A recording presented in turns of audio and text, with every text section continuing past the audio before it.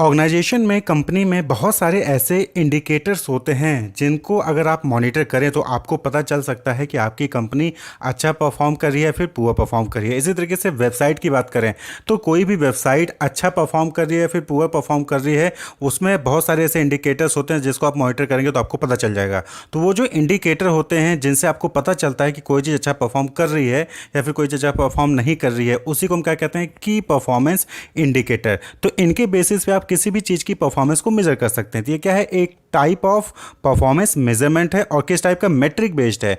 A metric use to measure performance. यहाँ पे क्या होता है कि बहुत सारे मेट्रिक क्या होता है, स्टैंडर्ड ऑफ मेजरमेंट। तो यहाँ पे मेजरमेंट्स किए जाते हैं जो कि क्वांटिफेबल होते हैं, यानी कि नंबर्स में मेजर किए जाते हैं और उसके बेसिस पे आप जो है किसी भी चीज़ की परफॉर्मेंस को मेजर कर सकते हैं और उसी को हम की परफॉर्मेंस इंडिकेटर कहते हैं। तो केपीआई क्या हो गया, एक quantifiable measure use to evaluate the success of an organization, employ और anything else in meeting objective for performance. Clear. तो कोई भी चीज़, आप एम्प्लॉय है या ऑर्गेनाइजेशन है या फिर कोई वेबसाइट है, वो अपने ऑब्जेक्टिव को मीट कर पाया है कि नहीं कर पाया है, उसको जब आप क्वांटिफेबल पॉइंट्स में मेजर करते हैं तो उसी को हम की परफॉर्मेंस इंडिकेटर कहते हैं। जैसे किसी कंपनी की परफॉर्मेंस को आपको मेजर करना है तो आप उसकी रेवेन्यू ग्रोथ को देख लीजिए, रेवेन्यू पर क्लाइंट को मेजर कर लीजिए, प्रॉफिट मार्जिन को मेजर कर लीजिए, क्लाइंट रिटेंशन रेट को, या कस्टमर सेटिस्फाइड है या नहीं है। तो इसके बेसिस पे आप जो है किसी भी कंपनी की परफॉर्मेंस को मेजर कर सकते हैं। तो a KPI is something that can be counted and compared. तो केपीआई क्या है, ये कुछ ऐसा होता है, ऐसे इंडिकेटर्स होते हैं, ऐसे परफॉर्मेंस मेजरमेंट होते हैं जिनको आप काउंट कर सकते हो, उनको कंपेयर भी कर सकते हो। और ये प्रोवाइड करते हैं क्या, एविडेंस ऑफ सक्सेस और failure of A strategic objective over a specified time. यानी कि किसी पर्टिकुलर टाइम पीरियड के लिए आपने कोई चेंज किया था तो उस चेंज की वजह से क्या परफॉर्मेंस इंप्रूव हुई है या फिर परफॉर्मेंस डिक्रीज हुई है, उसको आप मेजर करके कंपेयर कर सकते हो। तो दैट इज की परफॉर्मेंस इंडिकेटर। तो वेब बेस्ड केपीआई बहुत सारे हैं, यानी कि वेबसाइट से रिलेटेड जब आपको मेजर करना हो अपनी वेबसाइट की परफॉर्मेंस को तो उससे रिलेटेड बहुत सारे की परफॉर्मेंस इंडिकेटर्स हैं। जैसे कन्वर्जन रेट, यानी कि कितने लोग आपकी वेबसाइट को देख रहे हैं और उनमें से कितने लोगों ने आपका प्रोडक्ट परचेज कर लिया, कितने लोग आपका एडवर्टीजमेंट्स देख रहे हैं उसमें से कितने लोग कन्वर्ट हो गए, आपका प्रोडक्ट परचेज कर लिए। तो कन्वर्जन रेट, इसके बेसिस पे भी आप जो है आइडेंटिफाई कर सकते हैं कि जो आपका एडवर्टीजमेंट वो इफेक्टिव है या नहीं इफेक्टिव है, यानी कि परफॉर्मेंस उसकी कैसी है। पेज व्यूज़, यानी कि पेज के कितने व्यूज आ रहे हैं। कोई पेज ऐसा होता है जो वहाँ पे एक या दो ही व्यूज़ आ रहे हैं, लेकिन वहीं पे कोई ऐसा पेज होगा जिसके बहुत सारे व्यूज़ आ रहे हैं। तो यानी कि कौन सा पेज अच्छा परफॉर्म कर रहा है, कौन सा पेज पुअर परफॉर्म कर रहा है, आप यहाँ से पता कर सकते हैं। यूनिक विजिटर्स, कितने यूनिक विजिटर्स हैं। बाउंस रेट कितना है, यानी कि कितने 100 लोग हैं तो 100 में से कितने लोग हैं कि आपकी वेबसाइट पे कई सारे पेजेस को देख रहे हैं और 100 लोग हैं उनमें से कितने लोग हैं जिन्होंने पहली वेब पेज को देखा वहीं से वापस चले गए। तो बाउंस रेट कितना है, बाउंस रेट जितना कम होगा उतनी परफॉर्मेंस अच्छी होगी। कॉस्ट पर कन्वर्जन, यानी कि एक पर्सन को कन्वर्ट करने के लिए कितनी कॉस्ट आ रही है, यानी एडवर्टीजमेंट्स पे आप कितना खर्च कर रहे हो।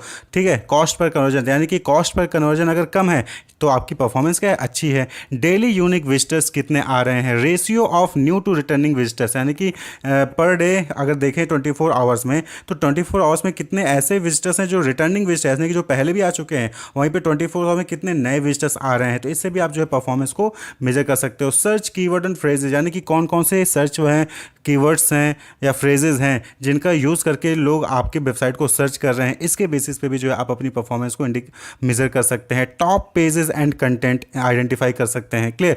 तो ये अलग अलग की परफॉर्मेंस इंडिकेटर हैं जिसके बेसिस पे आप अपनी वेबसाइट की परफॉर्मेंस को मेजर कर सकते हैं और उसके बेसिस पे आप जो है स्ट्रेटेजिक डिसीजन मेकिंग कर सकते हैं। क्लियर। तो कैरेक्टरिस्टिक्स की बात करें केपीआई की, तो केपीआई क्या है, पहली चीज़ तो मैट्रिक्स है। क्लियर। स्टैंडर्ड ऑफ मेजरमेंट, यहाँ पे चीज़ों को मेजर किया जाता है। KPI helps in performance management, यानी कि आपको केपीआई के की परफॉर्मेंस इंडिकेटर के थ्रू आपको पता चल सकता है कि कौन सी चीज़ है जो बेटर परफॉर्म कर रही है, कौन सी चीज़ है जो बेटर परफॉर्म नहीं कर रही है। कोई एडवर्टीजमेंट आपने लॉन्च किया तो वो जो है उसका कन्वर्जन रेट ज़्यादा है, यानी कि वो एडवर्टीजमेंट अच्छा परफॉर्म कर रही है। आपने कोई नया पेज ऐड किया, वो नया पेज जो है उसमें व्यूज़ नहीं आ रहे थे, यानी कि वो कहीं ना कहीं उसके पुअर परफॉर्मेंस है। KPI are measured frequently, KPI जो है यानी कि परफॉर्मेंस इंडिकेटर, यानी कि आप साल भर में एक बार मेजर कर रहे हो, नहीं, आप इसको जो है डेली बेसिस पे मेजर कर सकते हो, वीकली बेसिस पे मेजर कर सकते हो, यानी कि फ्रिक्वेंटली जल्दी जल्दी आप इसको मेजर करते हो। मॉनिटर्ड बाय टॉप मैनेजमेंट, यानी कि ये जो केपीआई है ये नॉर्मली जो टॉप मैनेजमेंट के एम्प्लॉयज़ होते हैं, लेवल पे होते हैं लोग, वही जो है इसको मॉनिटर करते हैं क्योंकि उनको डिसीजन मेकिंग्स लेने होते हैं। KPI indicate the action to be taken, और ये क्या है, इसके बेसिस पे आप ये डिसाइड कर सकते हो कि क्या एक्शन लेना है, क्या डिसीजन लेना है, क्या चेंजेस करना है। अब कन्वर्जन नहीं हो रहा है, एडवर्टीजमेंट्स आप बहुत सारे दिखा दिए लेकिन कन्वर्जन एक भी नहीं हो रहा है, यानी कि कहीं ना कहीं एडवर्टीजमेंट इफेक्टिव नहीं है, तो एडवर्टीजमेंट को आप बंद कर दिए, क्यों फालतू पैसा वेस्ट कर रहे हैं, या फिर एडवर्टीजमेंट से कुछ चेंज ला के उसको दोबारा से री एडवर्टाइज कराइए। क्लियर? तो डिसीजन मेकिंग में जो है ये हेल्प करता है। बात कर ले नीड की, तो नीड आप जो है कैरेक्टरिस्टिक से ही समझ गए होंगे कि to measure their performance against goal, यानी कि जो भी गोल था उसके अकॉर्डिंग क्या परफॉर्मेंस रही है अलग अलग चीज़ों की। To separate the performer and non performer, यानी कि यहाँ पे क्या होता है कि जब आप केपीआई का यूज़ करके आपको पता चल जाएगा ना कि कौन सी चीज़ है जो अच्छा परफॉर्म कर रही है, कौन सी चीज़ है जो पुअर परफॉर्म कर रही है। अब आपने एडवर्टाइजमेंट दिया ट्विटर पे और एक एडवर्टाइजमेंट दिया फेसबुक पे, तो आपने जब इसको एनालाइज किया तो पता चला कि ट्विटर पे एडवर्टाइजमेंट देने से ज़्यादा कन्वर्जन हो रहा है, फेसबुक पे एडवर्टाइजमेंट देने से कम कन्वर्जन हो रहा है। तो आप यहाँ पे समझ गए ना कि परफॉर्मर कौन है, नॉन परफॉर्मर कौन है। अब क्या है, अब आपको पता होगा कि आपको कहाँ एडवर्टाइजमेंट देना चाहिए, कहाँ पे एडवर्टाइजमेंट्स नहीं देना चाहिए। टू मेक डिसीजंस, यानी कि डिफरेंट, जब आपको पता चलेगा कि किसकी क्या परफॉर्मेंस है उसके अकॉर्डिंग आप डिसीजन मेकिंग ले सकते हैं कि किस पे इंप्रूवमेंट करने की जरूरत है और किस पे इंप्रूवमेंट करने की जरूरत नहीं है। टू इंप्रूव प्रोडक्टिविटी, बट और सी बात है कि जब डिसीजंस लोगे तो प्रोडक्टिविटी इंप्रूव होगी और सेल्स क्या होगा, फाइनली सेल्स भी आपकी इंप्रूव होगी, व्यूज़ आपके इंप्रूव होंगे, कंटेंट जो है वो ज़्यादातर लोगों के साथ शेयर किए जाएंगे। ठीक, तो ये नीड है। और जो अगर आप देखें तो इसकी जो यूटिलाइजेशन की बात करें कि यूजेस की बात करें केपीआई की, तो अलग अलग डिपार्टमेंट में और हर ऑर्गेनाइजेशन में केपीआई का यूज़ होता है, चाहे वो फाइनेंस हो, चाहे मार्केटिंग, चाहे आईटी, चाहे एचआर, चाहे ऑपरेशन, हर जगह में कुछ ना कुछ ऐसे परफॉर्मेंस इंडिकेटर होते हैं जो आपको ये बताते हैं कि जो वो डिपार्टमेंट है या फिर वो ऑर्गेनाइजेशन है वो अच्छा परफॉर्म कर रही है या फिर पुअर परफॉर्म कर रही है। क्लियर? अब बात कर लें कि वर्ड वेब एनालिटिक्स टूल में, तो यहाँ पे आप एक देखेंगे ए बी टेस्टिंग होता है, ए बाई बी टेस्टिंग। तो ये क्या होता है, इसको हम स्प्लिट टेस्टिंग या फिर बकेट टेस्टिंग भी कहते हैं। तो यहाँ पे क्या होता है, आपने देखा होगा कि वेबसाइट में या फिर ऐप में आए दिन कुछ ना कुछ चेंजेज होते रहते हैं। ऐप का है जैसे वर्जन 1.0 था, फिर 1.2.0 आ गया, तो ये क्या है, वर्जन चेंज होते रहते हैं। तो जब आप किसी दो वर्जन को कंपेयर करते हो, ठीक है, किसी दो वर्जन को कंपेयर करते हो और उसके बाद जो है आइडेंटिफाई करते हो कि कौन सा परफॉर्म कर रहा है बेटर, तो उसी को क्या कहते हैं, ए बी टेस्टिंग कहते हैं, ए बाई बी टेस्टिंग। अब सपोज कि कोई आपने वेबसाइट बनाया, उस वेबसाइट में पहले आपने लेआउट कुछ और रखा था, बाद में उसको लेआउट चेंज कर दिया, या फिर कलर आपने क्या था, कलर पहले ब्लू वाइट रखा था, बाद में आपने उसको रेड वाइट कर दिया। तो अब आप जो है ब्लू वाइट कलर को और रेड वाइट कलर के व्यूज़ को आप जो है सपोज करें कि कंपेयर करते हो, तो उसी को क्या कहते हैं, ए बाई बी टेस्टिंग। तो ये क्या है, is a method of comparing two version of a web page और app against each other to determine which one perform better.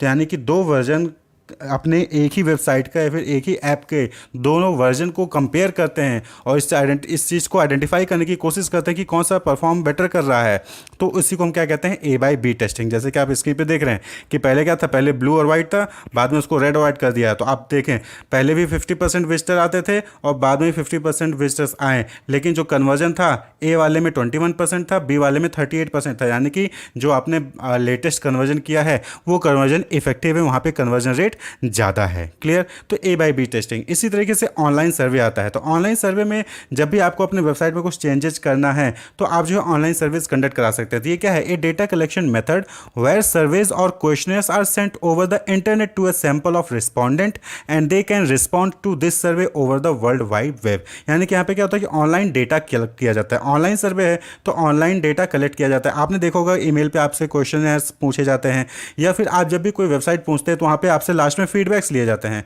तो फीडबैक पे आपसे पूछा जाता है कि क्या वेबसाइट पे जो डेटा आपने ढूंढा क्या वो आपके से रिलेवेंट था कि नहीं था, या फिर आपको कोई चेंजेस चाहिए या नहीं चाहिए। क्लियर? तो या फिर आपने जो ढूंढा वो मिला या नहीं मिला। तो मतलब कि इस तरीके से आपसे ऑनलाइन सर्विस में डेटा कलेक्ट किया जाता है। इससे क्या होता है कि इससे जो वेबसाइट्स में कंटेंट होता है उसको चेंज किया जा सकता है। यूट्यूब पे देखिए, अक्सर आप यूट्यूब पे वीडियोस देखते होंगे तो वहाँ पे भी अक्सर बीच बीच में फीडबैक के लिए आपके पास ऑप्शन आता होगा कि सर्वे, ऑनलाइन सर्वे या फिर यूट्यूब फीडबैक। तो वो क्या हैं, वो फीडबैक के बेसिस पे अपने आप को कंटिन्यूस चेंज करते रहते हैं, क्योंकि कंटिन्यूसली अकॉर्डिंग टू कस्टमर्स के अकॉर्डिंग वो चेंज करेंगे तो उनकी सेल्स, उनका जो व्यूज़ है, उनकी जो डिमांड है वो बढ़ेगी।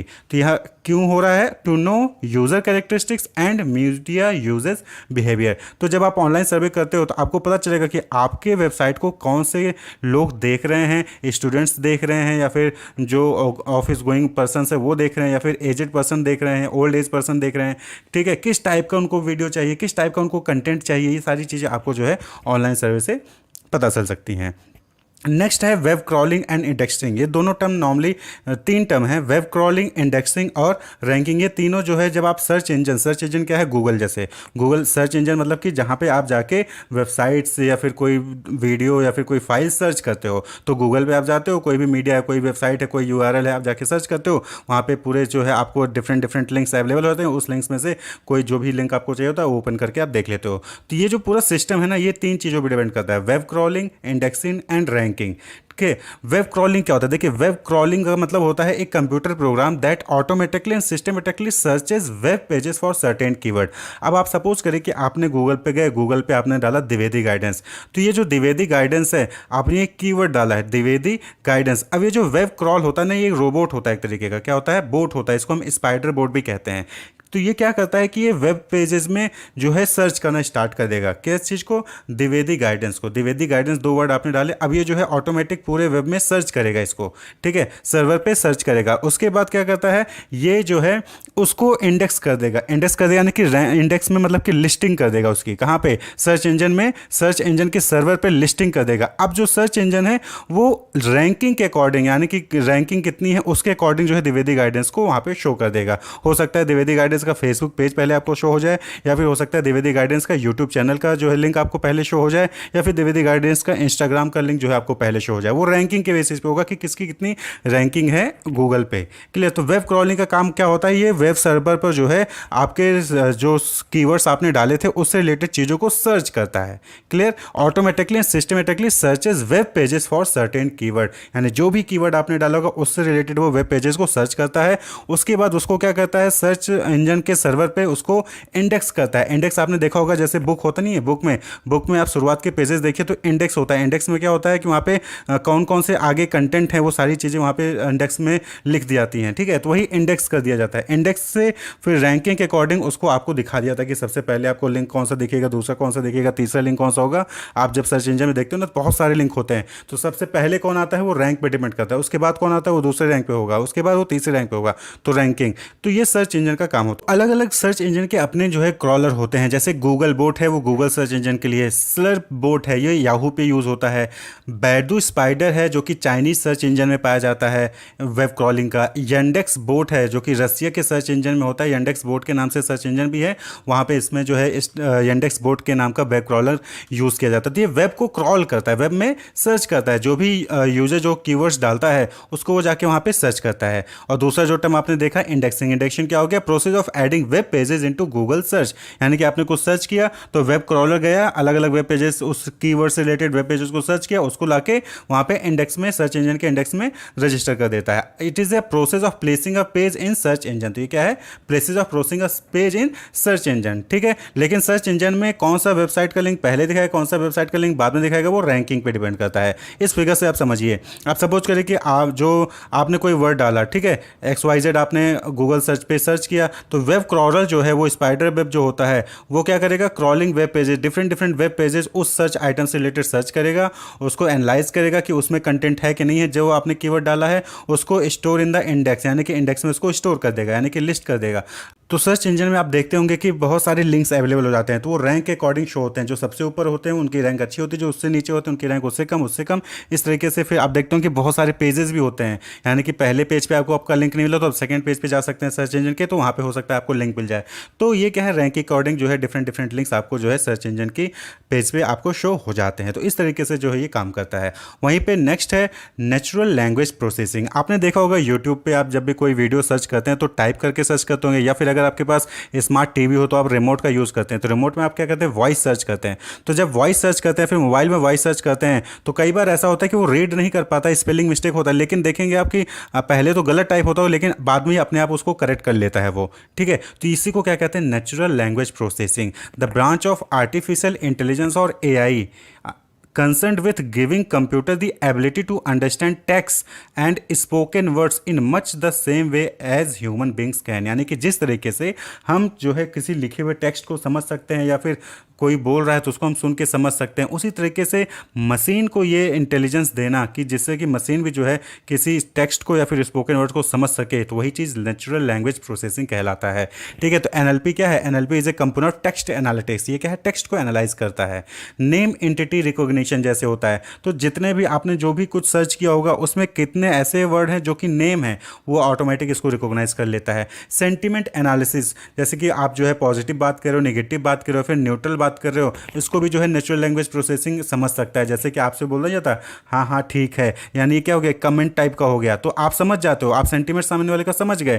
तो ये इसी तरीके से नेचुरल लैंग्वेज प्रोसेसिंग का यूज करके जो है मशीन भी आपके सेंटीमेंट्स को समझ जाता है कि आप पॉजिटिव में हो, नेगेटिव में हो, फिर न्यूट्रल में हो। ठीक है, जैसे कि आपने देखा होगा ईमेल आता है आपके पास, तो ईमेल में क्या होता है कि ऑलरेडी जो ईमेल है वो ऑलरेडी आपको बता देगा कि ये स्पैम है, स्पैम डिटेक्शन। तो स्पैम कैसे पता चला, उसकी ईमेल आईडी से या फिर उसमें जो कंटेंट है उसके बेसिस पे नेचुरली जो है उसको प्रोसेस कर लिया गया कि हाँ ये स्पैम है। तो टेक्स्ट रिकॉग्निशन, उस ईमेल में जो भी टेक्स्ट था उसके बेसिस पे जो मशीन ने आपको बता दे कि स्पैम है। ठीक है, इसी तरीके से आप गूगल ट्रांसलेशन का यूज़ करते हैं, तो वहाँ पे क्या होता है, जो टाइप करते हैं उसको ट्रांसलेट करके वो हिंदी में दिखा देता है। तो टेक्स्ट रिकॉग्निशन, वर्चुअल एजेंट जैसे चैटबॉट, आप चैटबॉट पे जाके चैट करते हो तो वो भी क्या एक तरीके का नेचुरल लैंग्वेज प्रोसेसिंग ही होता है। तो NLP ये चीज़ कहलाती है। Wish you all the best, keep watching.